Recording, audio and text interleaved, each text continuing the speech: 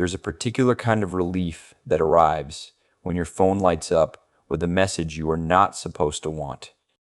You had already chosen what to wear, calculated when to leave, and quietly prepared to become social. Then the other person says they cannot make it. Before disappointment has time to form, your shoulders drop, your breathing loosens, and the evening suddenly feels as though it belongs to you again. That first wave of relief can feel strangely incriminating. If you cared about the person, why does staying home feel so good? It is easy to interpret the reaction as laziness, unreliability, or evidence that you never wanted the connection in the first place. But affection and relief are not opposites. You can genuinely want to see someone while also feeling released from everything the plan required of your mind and body. This is why canceled plans can feel disproportionately comforting. The relief is often less about escaping a person than escaping an obligation that had already begun occupying your attention. A plan does not remain quietly stored in the calendar until the moment it starts. For many people, it becomes an open mental loop, remembering the time, protecting enough energy, anticipating the journey, imagining the interaction, and arranging the rest of the day around it. Psychologists sometimes describe this kind of unfinished demand in terms of prospective memory, the mental system involved in remembering to do something later. Even when you are not consciously thinking about the plan, part of your attention may remain assigned to it. The afternoon can begin to feel divided into the hours before leaving and the event itself, making it difficult to settle fully into anything else. When the plan disappears, that suspended attention becomes available again, and the sudden return of mental space can feel almost physical. There is also a nervous system shift hidden inside the moment. Social activity asks the brain to process expressions, tone, timing, conversation, movement, noise, and the subtle question of how to respond next. None of this has to be frightening or unpleasant to require energy. Anticipating it may create a mild state of readiness, and cancellation removes the need to remain prepared.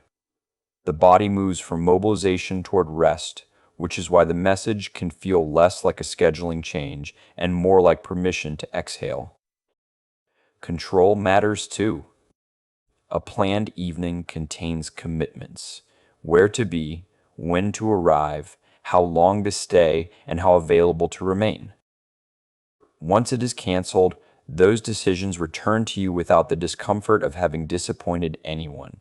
You receive freedom without having to request it. The cancellation resolves a conflict you may not have known you were carrying: the desire for connection on one side and the desire to protect your energy or autonomy on the other. For some people, this conflict has a longer history. Relief may become especially intense when life has involved frequent interruption, limited privacy, unpredictable moods, or pressure to remain responsive. In those environments, uninterrupted time can acquire unusual emotional value because it is one of the few places where nothing is being demanded. A canceled plan then restores more than an empty evening. It restores the experience of having control over where attention goes. Sometimes the pattern develops through repeated social experiences rather than family dynamics.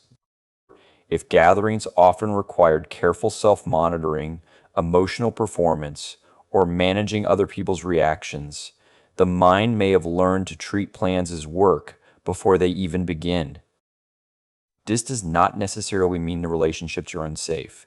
It may simply mean that being with others has rarely felt effortless enough for the nervous system to stop preparing. Temperament and circumstances matter as well. Some people recover through stimulation and shared activity. Others recover through low-demand solitude.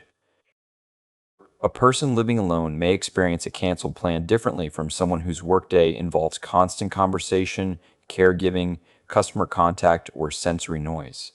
Neither response is more mature or more psychologically healthy by default. Human nervous systems differ in how much stimulation they seek, how quickly attention becomes saturated, and what kind of environment helps them settle. The counterintuitive part is that the strongest relief sometimes appears in people who enjoy the event once they arrive. Beforehand, the brain estimates effort under uncertainty. How tired will I be? Will I have enough to say? How long will it last? After arrival, uncertainty is replaced by the actual experience, which may be warm, easy, and rewarding.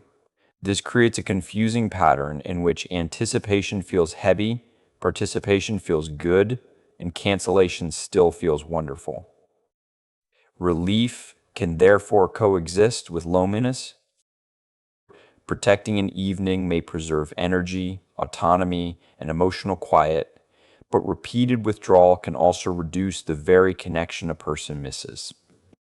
The strategy gives something real and may quietly cost something real. That does not make the relief false or the desire for closeness insincere. It means two legitimate needs are competing, and cancellation allows both to remain innocent because no deliberate choice has to be made between them.